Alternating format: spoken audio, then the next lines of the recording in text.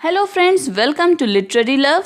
Channel को subscribe करें और बेल आइकन को प्रेस करें ताकि आप कोई भी वीडियो कभी मिस ना करें। साथ ही अब आप हमें फेसबुक पे भी फॉलो कर सकते हैं। फ्रेंड्स, आज की वीडियो में हम बात करेंगे famous English poet Philip Larkin की एक पोएम के बारे में जिसका नाम है मैच्योरिटी। ये पोएम 12 लाइन्स की है और 2 सेस्टेट्स यानी 6 लाइन स्टैंजा में बांटी गई है। हर सेस्टेट की राइमिंग स्कीम है AAB-CCB।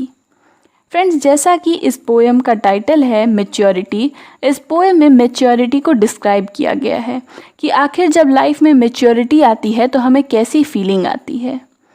फ्रेंड्स, मैच्योरिटी यानी परिपक्वता, इसकी कोई एज लिमिट नहीं होती, कोई फिक्स टाइम नहीं होता कि इतने साल के होने पर हम मैच्योर हो जाएंगे।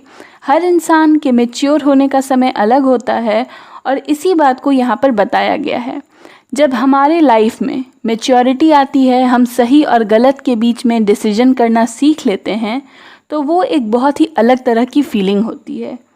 कुछ लोग उस फीलिंग को डिज़ायर्ड मानते हैं, मतलब कि वो चाहते हैं कि वो फीलिंग उन्हें मिले। कुछ इसे डरावना मानते हैं और कुछ बहुत ही अच्छा समझते हैं। मगर पोइट के हिसाब से देखा जाए तो मैच्योरिटी उनके जीवन का सबसे अच्छा समय है, क्योंकि इसने उन्हें सही और गलत के बीच में हार और उसकी जो कूटनीति है, किस तरह हार से निपटा जाए, उनके बारे में सिखाया है। फ्रेंड्स, फिलिप लार्किन का पूरा नाम था फिलिप आर्थर लार्किन। वो एक इंग्लिश पोएट, नॉवलिस्ट और लाइब्रेरियन थे। उनका जन्म हुआ था 9 अगस्त 1922 में और उनकी डेथ हुई थी 2 दिसंबर 1985 में। साथ ही उन्हें Queen's gold medal for poetry से भी अवार्ड किया गया था। उनकी फेमस वर्क्स में the Whitsun weddings, high windows, the north ship, ये सभी शामिल हैं। तो चलिए फ्रेंड्स, अब आगे बढ़ते हैं और पोएम को रीड कर समझने की कोशिश करते हैं। अ स्टेशनरी सेंस यानी एक रुका हुआ स्थिर एहसास, एक unchanging feeling. As I suppose I shall have, जो मुझे लगता है मुझे होगा।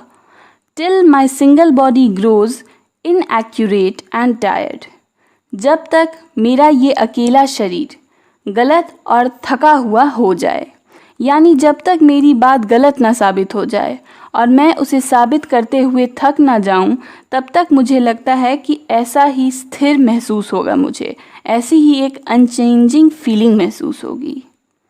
Then I shall start to feel the backward pull take over, तब मुझे ऐसा फील होना शुरू होगा मानो कोई मुझे पीछे की ओर खींच रहा है। एक बैकवर्ड पुल है मेरे ऊपर और उस फोर्स ने मेरे पूरे शरीर पर काबू कर लिया है। सिकनिंग एंड मास्टरफुल, और ये फोर्स कैसा है तो सिकनिंग यानी घिनौना या डरावना है और मास्टरफुल है यानी बहुत ही अच्छा। दोनों ही फीलिंग्स आ रही हैं मुझे और दोनों क्या हैं, एक दूसरे की बिल्कुल अपोजिट है। यानी पोइट कंफ्यूज्ड है कि जब उसके लाइफ में मैच्योरिटी आ रही है, वो सही गलत समझ रहा है, तो उसे ऐसी कॉम्प्लेक्स फीलिंग्स क्यों महसूस हो रही हैं। सम से डिज़ायर्ड, और ये घिनौना और अच्छा तो अलग बात है। कुछ लोग तो ऐसा कहते हैं कि ये फीलिंग डिज़ायर्ड है, यानी हम तो ऐसा ही फील करना चाहते हैं।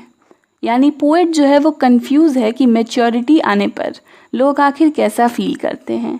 क्या उन्हें उससे डर लगता है या अच्छा लगता है, या वो इस फीलिंग को पाना चाहते हैं।